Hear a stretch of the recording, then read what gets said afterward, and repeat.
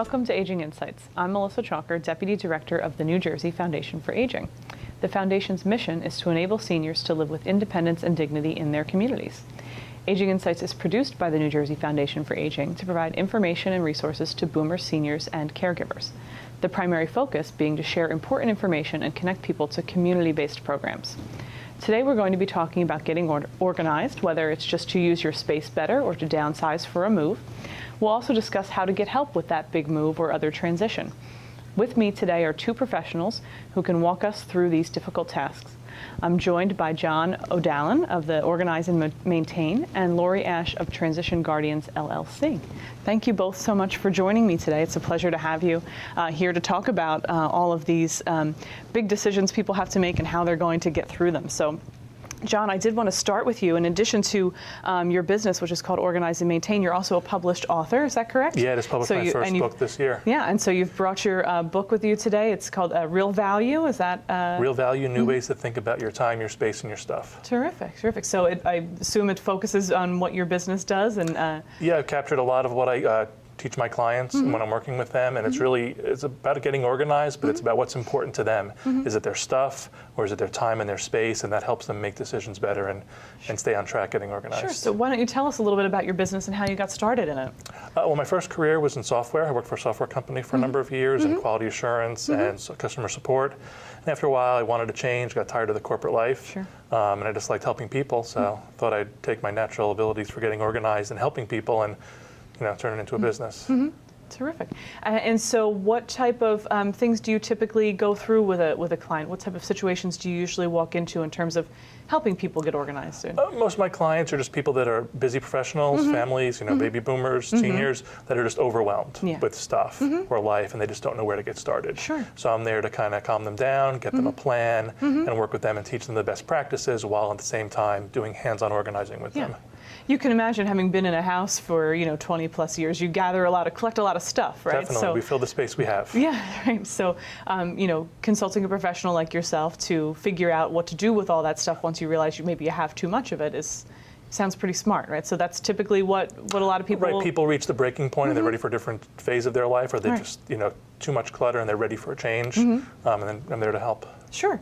And what goals do people typically have? I assume if you sit down with them and say, what do you need? What do you want? What are some typical goals you hear from people? I ask them what their frustration points are. Maybe it's just that they can't, fit another thing in their closet, or they want to convert their basement to a living space, or they don't want to pay for a storage unit anymore, or they want to park their car in the garage.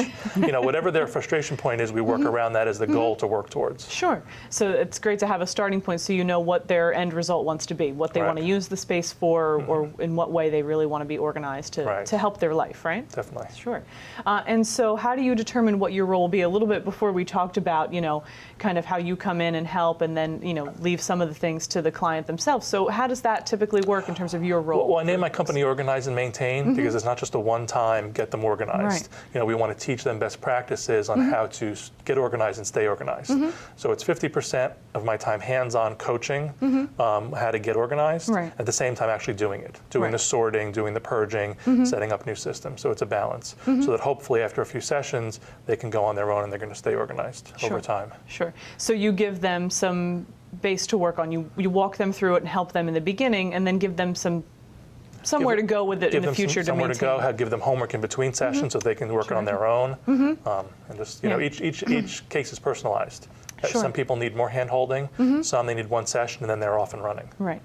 So that does kind of lead to my next question is, how much time do you usually give people? How many visits would you say typically would take to get somebody organized? It varies on the situation. Sometimes if they're just looking to get the garage done, it could be, one afternoon. But if it's a whole house, we may schedule a few 3 or 4 hour sessions over the course of a month or 6 weeks, giving them homework in between. It all varies about how much they want to get organized and how much help they need. Sure. Sure, and I assume also the space, as you mentioned. If somebody's just going to do their garage, that's different than a whole house. The whole house, situation. and how dense the clutter is, and how fast they can work. Some people, cannot make decisions as quickly, so it takes them a little longer. Yeah, and again, that's you're meeting your client where they're at in terms of not only their goal, but how much they can accomplish in a given period of time. Right, we don't want to overwhelm them and stress them. We want Sure. them to continually move forward. Sure, sure. Are there any tips that you would give to our viewing audience in terms of their thoughts about getting organized and where to start? I have 3 basic tips that I tell people. One we talked about is kind of create a vision. What are you working towards? And if you keep that in mind, that will keep you motivated. The second is start small. You can be overwhelmed thinking, oh, I have to organize the whole garage or the whole house. If you just start with one room, one drawer, one closet, once you get through that, you'll feel you can get it done, and you'll be motivated, and you can just work at your own pace. Sure. Just start small. Yeah. And the third really is, with our possessions, we accumulate so much stuff, disposable society, fill the space we have. It's really about thinking, what is valuable in your life, whether it's the stuff, it's the space that could be using elsewhere, using it otherwise, and your time. Right. And that will help you purge out what you don't need and right-size your possessions. Yeah. In addition to writing a book, I noticed on your website you have a blog. I have a blog, trying to put some tips out there. Yeah, so that's a great resource for people to be able to go and read some tips there. One of the ones that I found interesting was talking just about that, about stuff and the value of stuff. And sometimes people, when you're working with them, have things that they think have value and they want to sell them. So can you tell us a little bit? It is, and sometimes it can be a little sad and disheartening because people think what they've been collecting is collectibles, or they've told it's family heirlooms. There's no market for it. Right. Sometimes things there are, and sometimes they're not. So if you're thinking that you want to sell some things, the first tip is give yourself a lot of time. You don't want to be in an emergency situation where you need to sell things and you're not getting top dollar. Right. A lot of things that are marked collectible are really not worth collectible, money, because they're mass marketed. Sure. But there's so many ways you can sell things. You can do eBay for smaller collectibles, Craigslist, yard sales. There's estate sale professionals that will come in and sell the stuff at your home. There are even auction houses. It's not all Sotheby's high-end stuff. You can put your stuff up for auction. Wide range of ways to sell your stuff. Is there any advice you would give people in terms of protecting themselves if they do have something of value? I mean, is there a route you would suggest going versus some of the others? You know what? Do your research first. See what it's really costs. I mean, what the market is for that item, and then just get some help. Someone recently told me the value of something is really what people are willing to pay for it, and I think that's pretty true. I mean, it is. It's not what you paid for it. It's what they're It's what the market is. Absolutely. So I think those are some really great tips and strategies in terms of people trying to get organized at home, and it sounds like you're coming in and providing this valuable service to get people started, because sometimes it is overwhelming to open a closet or open your garage and look at all of this clutter and what do I do with it. So if people are looking for, let's first talk about what your service area is here in New Jersey for your business in terms of I focus on Greater Mercer County, but I will do kind of the midsection of New Jersey. That's my primary focus. Terrific. And so if people are looking for a professional and they're outside of your area, is there a place you recommend they go look for someone? Best place to start is our national organization. It's called the National Association of Professional Organizers, or NAPO, and the website is napo.net, napo.net. Okay. And people can go on there and search by their zip code? Plug in their zip code, the specific things that they're looking for in an organizer, their challenges, and they'll get a list. Terrific. And then they can hopefully find someone like yourself who's a professional if they're not in your service area. Yeah, a lot of great professionals out there. And they can also go to your blog and look at some of your tips if they're not ready to have professional help, if they want to get started on their own. Sure, you've provided a lot of great tips so far for folks on how to get started at home on their own, I think. Anyway, thank you. Sometimes when people are getting organized and looking to declutter, it's not just to use their space better, but sometimes it's because they're moving or facing a transition, or maybe their loved ones, after someone has passed, are looking for a transition and a way to deal with all this stuff that's left behind. And that's where our next guest, Lori, comes in. Your business is a professional move manager.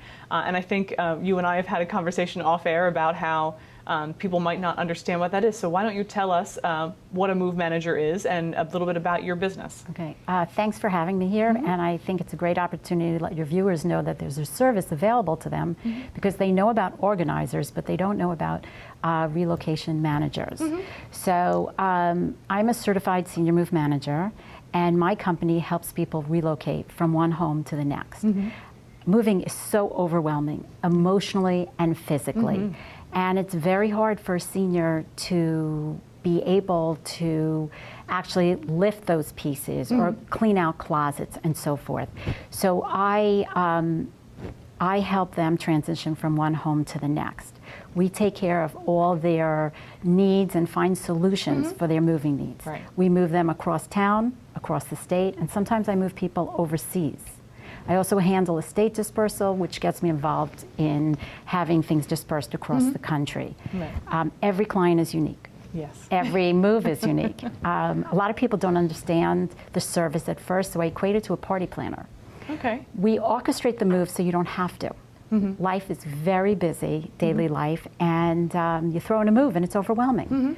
So we take care of all the logistics for our clients, and they can go about their daily life knowing they're going to close and move in a timely manner. Right. We do all the work for them so they don't have to. Yeah. I think that is a pretty good analogy to compare it to a party planner. I mean, it is the idea of, people are familiar with what a mover is, that, if I've sold my house and I'm moving and I need help getting all this big furniture out, I'm going to call somebody with a big truck who's going to come and move all this stuff for me. Right. But it's all that preparation before that point, right, that you're going to help people do. So could you give us some examples of what those tasks are? A mover will just be called in to move the items from point A to point B. Sure. They pack, they wrap the furniture. But we get involved with the project from the moment we're called in. I meet with the client and we will start scheduling a game plan. We will figure out when they're moving and what needs to be done when. We sort through the house. We start in one corner of the room and mark our way through the entire house. We set up third-party services that are needed. I do a customized floor plan so that whatever we've decided will go to the new home, we have to make sure it's going to fit, including their clothing. I might put blue tape on the floor and say, okay, this is the size of your closet. So you can only take so much. Right. Look how much we have. So we need to sort through it. And it kind of hits the reality of what space they're moving into if they're downsizing. And most people usually are downsizing. And then we organize for the mover. We're there. My clients are usually not there move day or unpack day. So they leave with the home that they had set up for 30, 40, 50 years. And they leave, the mover comes in, we organize it with the movers, they pack, they wrap, they load, they unpack the next day, and 1 or 2 bedrooms are set up the next day, so they come the next day and see an apartment or a small home that looks exactly like the way they lived before because we take pictures. Of their tabletops, of their break fronts, of their walls, if we're hanging the artwork, and we recreate their situation. So they're resettled in their new home, and very often, if it was the house that was going to be sold, somebody needs to clean it out and get it ready for the sale, for the closing, and we do that too. And if it's an estate, then we make sure that everything gets dispersed to family members wherever they're living. And again, it's ready for closing. Everything's broom swept. So there is a big difference between a mover and a move manager. Yeah, well, I mean, what you've just described is complete full service, from starting with, I'm moving out of this house, I need to get rid of and decide what I'm taking with me, what I'm not taking with me, and what do I do with the stuff I'm not taking, right? And then all the way to unpacking and helping them settle and fit everything into their new space. So that is quite much more full service than just a van that shows up and moves your stuff. It's true project management with a heart. Really is. I tell people, I have to do my job, but I know it's emotional. So we will guide you through the whole process. We'll hold their hands, but I need to finish by a certain day. So I give everybody homework. And I tell them, don't touch anything, don't move anything around, but just think about what you want to do with the items in this area of the house. So when I come, you have made your decisions. You don't want, like John said, you don't want to make decisions when you're stressed, when there's a time constraint. It's not healthy for them, and it makes the process uncomfortable. After a few visits, they're really enjoying the process. The first time I'm there, it's like, do I have to throw this out? The second day, it's like, all right, I know I have to throw this out, Lori. By the third day, where's the garbage can? And they get comfortable with it, and they see it is a process. It's like an onion. I tell everybody, it's like an onion. You have to peel the onion. You've been here 30, 40, 50 years. It doesn't take a day to undo what you did in all that time. So we go layer by layer. It moves a lot quicker than people imagine, because they don't realize how fast we're moving. We might unpack a closet and then bring them in afterwards. But by the second or third visit, I know what's important to them. Sure. So I'm able to separate. And then we go through, because it's their decisions. Sure. I can't make the decisions for them what to do with the items. But they feel more comfortable, and they know that this is the reality they're moving, and they need to get it done. And that's what makes what both you and John do very unique, because this is a very personal thing that you're doing with people, going through their things. We talked before about how it's really a trust factor. I mean, you're building a relationship with people from the start. When you come in, they have to trust you to walk them through this process. You know, whether it's just getting organized and using your space better like John does, or if it's the full thing of, you know, moving to a new space, a new transition in their life. There's a lot of emotion that goes with that. So you're walking in, and you have to be sensitive to that. So it takes a particular skill aside from just being able to organize and move things. I immediately tell my clients, there's no judgment. Whatever's in this house is yours. Right. And I'm not emotionally attached. So I see it exactly the way it is. If there's a cup with a crack in it, you don't need that cup anymore, unless this is your great-grandmother's cup, and you must have it. Right. If there's a stain on clothing, it goes. You know, and because we're not emotionally attached, but we're sensitive to their needs. So I tell them they must tell me what's important to them. And it seems to be working. Yeah. And so, you know, we talked about their different transitions that people might be at if they're ready for a move, whether they're moving to a smaller home or an apartment, or sometimes people might be moving to an assisted living or some type of community where there's care involved. So I'm sure that adds a different need to what you do, right? Well, it depends on the space they're moving into. We'll determine what they can take. And sometimes they can't take anything, because it's a situation where they're moving to a room where they've been given all the furniture. But the family still wants them to have some possessions to make it feel like home. That's what you want. You want them to feel like home. When my clients move in to their space, when they walk in, I hear, wow, I feel like I'm home. We take the magnets off the refrigerator and put them back on to where they are. So they feel comfortable. So even if it's just a room, they might want a lamp, they might want the TV, they might want a small piece of furniture or a chair. And then the whole house might just have to be given to family members, donated, auctioned, consigned, sold. I usually don't do tag sales for my clients. My clients usually want a little more private, but I bring in a lot of services, and that helps pay for their costs. Sure. So, you know, the idea that if, you know, like we talked about with John, if people want to sell something, that's not necessarily a service you provide, but you can refer them to somebody who does that. I provide the service. I bring in when it's a client. I'm not in the sales business. But when I sort through a house and they give me a bag of costume jewelry, I sort through it, because I do have somebody that I bring in who buys the silver and gold from them. I do have somebody who buys the furniture from them, if it's the right things for them to buy. You know the market out there. It's a disaster. It's brown furniture. People don't want it. But there are certain things that still sell or could be resold, but it's not what you paid for. You know, you can't even think about the numbers when it comes to furniture, unless it's a signed piece. If it's signed, and you know there is an auction house, and there are different levels of auction houses. Absolutely. And so you just never know what you have. So I rely on my clients also to tell me if they think something is of value. And then we can bring in an appraiser or send photos to the auction houses. And I'm always surprised what people will send back. Yeah, I'll take that, Lori. That could be sell for X to Y, possibly.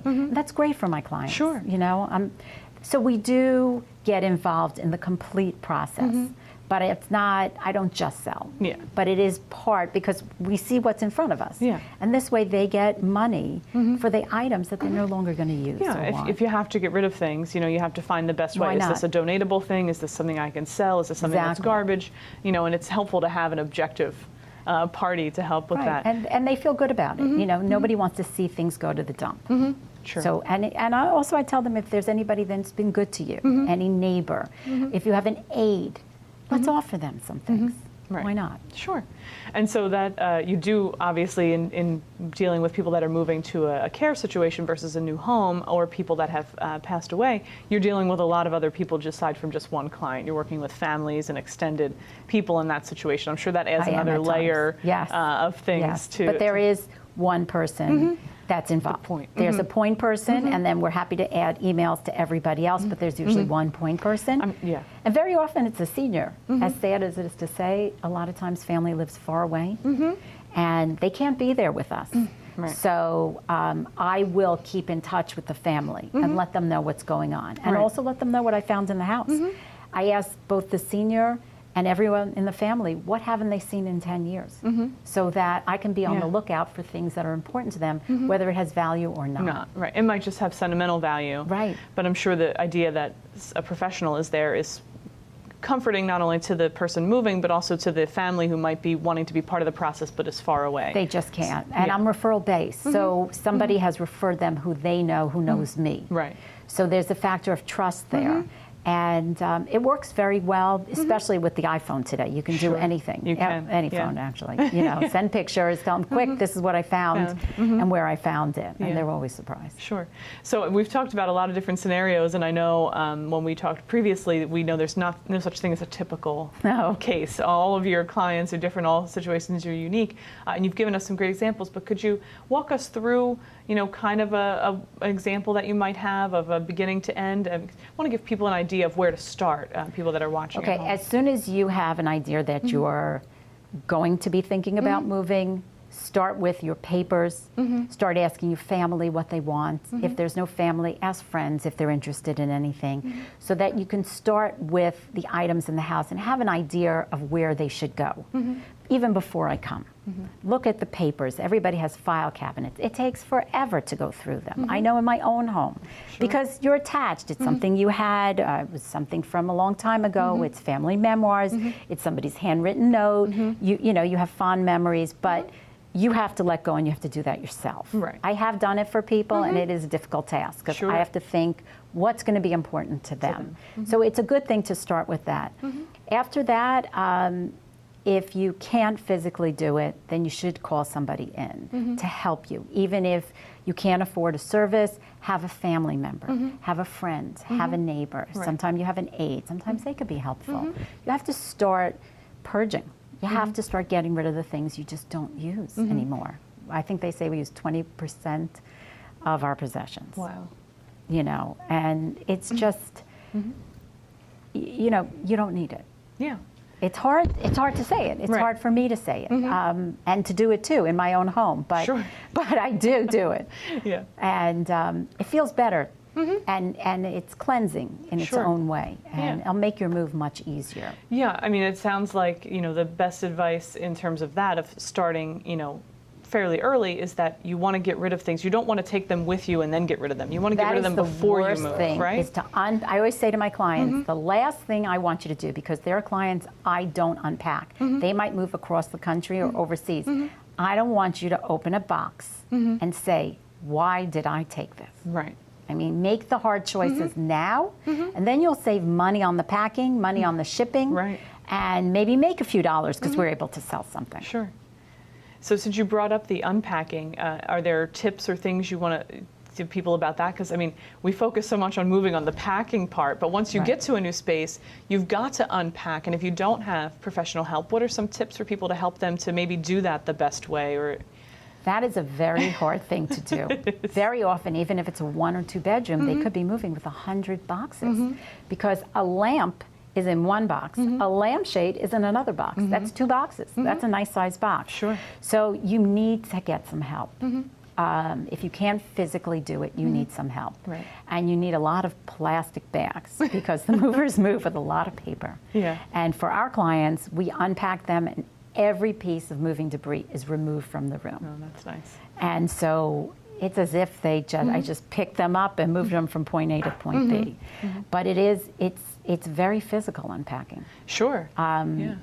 Start with box 1. I mean, make sure your movers label your boxes to put it in the right areas, because you don't want to take a heavy box from a kitchen from the bedroom. Right. You want to have every box labeled and do even if it's a rough floor plan, so the movers will put the furniture where you want it. Because when they're gone, no one's moving that furniture for you. That's such great advice. You know, I mean, I think heavy. labeling is huge for people moving, because as you say, you want to know when it goes into your new space that it's going to go where it belongs, and that will make unpacking and opening all those boxes weigh easier. a ton. Yes. Even when we do our move, I'm there to meet the mover, and I make sure before they leave that everything is in the right area of the house, so that I can't move a box of books, you know. Right. And then it'll take extra time to go from here where it should be there. So you want to make sure everything's labeled and you organize your move to the best of your ability. Right. Make sure you know where the furniture's going, or at least in the right room. And before they leave, ask them. They're all very nice guys. Just you made a mistake. You don't want the cabinet here, you want it here. Right. And they'll do it for you. These are all really great tips that I think are going to help for our viewers to get started and know what to do when it's time to move. I want to let people know what your service area is for your business, and again, the name of your business. So my business is Transition Guardians, and in New Jersey, I'm in northern New Jersey. I do I'm by the George Washington Bridge, so I got about an hour out, but it depends on the service. Sure. If somebody is in a different area, they can go to the National Association of Senior Move Managers. It's NASMM.org. I'm a member of NASM, and they can plug in an area code or a state. And they can find other people like myself. I'm certified, I'm insured, I'm bonded, so are they. You have to take a certain amount of classes, and you have to have certain insurance to be on the website and a member of the association. Right. So it's great for people to know that there is a place for them to look for someone who is certified, who is professional, and that they should be sure to hire somebody who's reputable from a site like that. Absolutely, and even if they don't need it from where they're coming from, they might need it where they're going to. So they can find both ends. We also all work together and refer each other. Terrific. If I have a client moving someplace else. Well, you've both provided our viewers, I think, with a lot of excellent information about how to go about doing all of these difficult things, and I appreciate your time with us today. Thank you. Thank you. Thank you all also for sharing your time with us today. Aging Insights is produced by the New Jersey Foundation for Aging and is made possible by donations to the foundation. To become a sponsor for Aging Insights programs, please visit our website at www.njfoundationforaging.org or call us in the office at 609-421-0206. All of the previous shows may be viewed on our website. We want to remind you to find out about senior services in your area. Please contact your county office on aging. Their numbers are listed on our website, or you can call the state hotline at 1-877-222-3737. Thank you for watching this episode of Aging Insights, and remember, aging is everyone's business.